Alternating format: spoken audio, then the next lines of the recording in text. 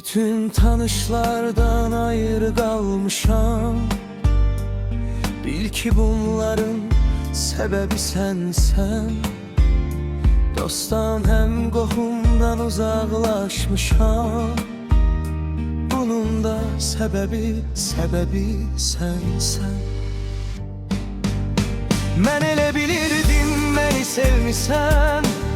Sənə həyatımı peşkeş etmişəm. Səninlə xəyalda ömür sürmüşəm. Sonsuz arzuların səbəbi sənsən. Mən elə bilirdim göydə günəşəm. Mənəm işıq saçan nuram ateşəm. Artık tükenmişəm, artık sönmüşəm.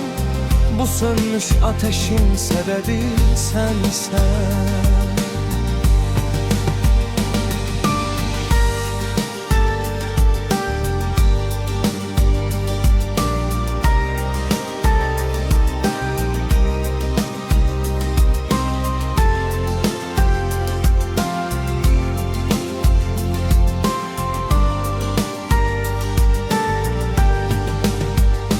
Sənə qovuşmağı dua etmişəm. Səni mən Allah'tan hey diləmişəm. İçin ağlayıb üzdə gülmüşəm. Bu qəmin, sevincin səbəbi sənsən. Mən elə bilirdim məni sevmisən. Sənə həyatımı peşkeş etmişəm.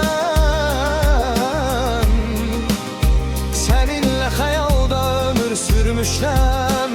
Sonsuz arzuların səbəbi sənsən. Mən elə bilirdim göydə günəşəm. Mənəm işıq saçan nuram ateşəm. Artıq tükəndim, artıq sönmüşəm. Bu sönmüş ateşin səbəbi sənsən.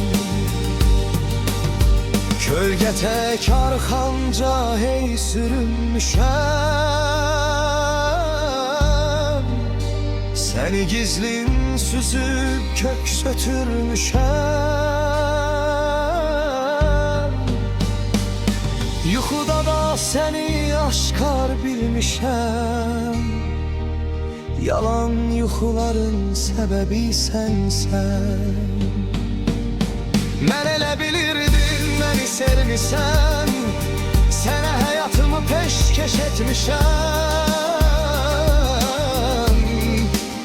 Səninlə xəyalda ömür sürmüşəm. Sonsuz arzuların səbəbi sənsən. Mən elə bilirdim göydə günəşəm. Mənəm işıq saçan nuram ateşəm. Artık tükenmişəm, artık sönmüşəm. Bu sönmüş ateşin səbəbi sənsən.